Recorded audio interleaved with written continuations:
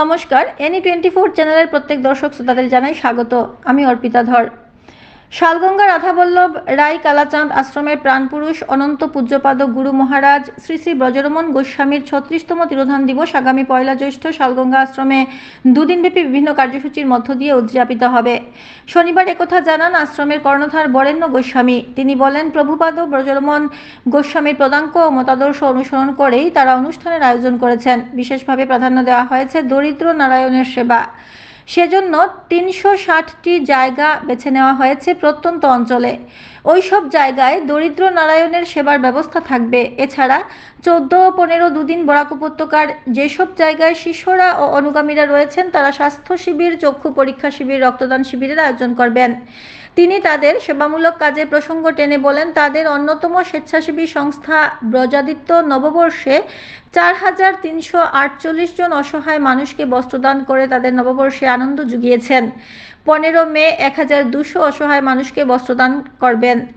দুদিন আশ্রমে 2500 ভক্তের মধ্যে মহাপ্রসাদ বিতরণ করা হবে। পরিশেষে বলেন, সেবাই পরম ধর্ম। শালগঙ্গা রাধাবল্লভ রায় কালাচাঁদ আশ্রম থেকে সাংবাদিক নিহারকান্তি রায়ের রিপোর্ট। আপনারা দেখছেন NE24 চ্যানেল। এ ধরনের আরও নিউজ দেখতে চ্যানেলটি সাবস্ক্রাইব করে পাশে থাকুন। চক্ষু পরীক্ষা শিবির এবং এছাড়াও যেটা থাকছে সেটা হচ্ছে কি বিভিন্ন জায়গায় পালাক্রমে আপনার 360 জন দুস্থদের মধ্যে প্রত্যেক জায়গায় মানে ওদের মুখে অন্ন তুলে দেওয়া প্রচেষ্টা প্রত্যেকটা জায়গায়। এখন 360 জায়গায় 360 জনের মাধ্যমে মানে প্রত্যেকটা জায়গায় 360 করে প্রত্যেককে মানে 360 জন করে প্রত্যেকটি জায়গায়। কতটা জায়গা আপনারা বেছে নিয়েছেন?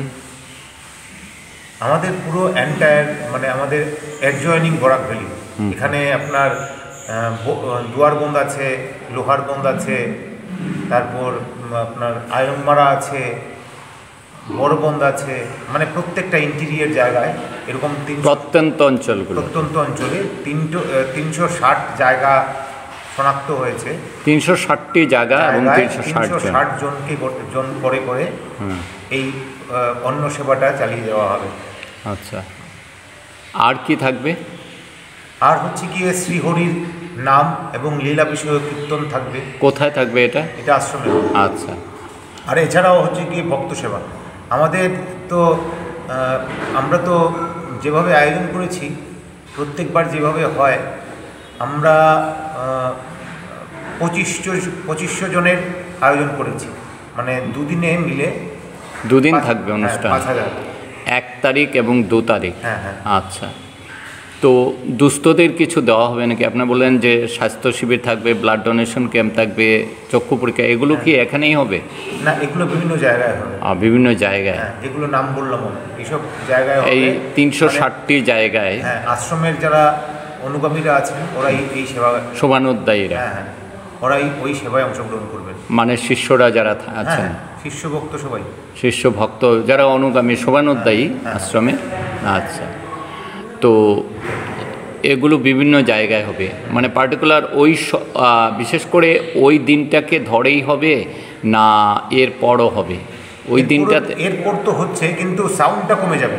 কারণ আপনি দুর্গাপূজার আয়োজনে, দুর্গাপূজা মানে কি ভগবতী মায়ের আরাধনা। এবার প্রতিমা মানে প্রতিজনকে মাতৃজ্ঞানে পূজা করা, কিন্তু আমরা এই 3 দিনে যে সমারোহটা করি, যে আয়োজনটা করি, সেটা পুরো বছর চালিয়ে নেওয়া সম্ভব না।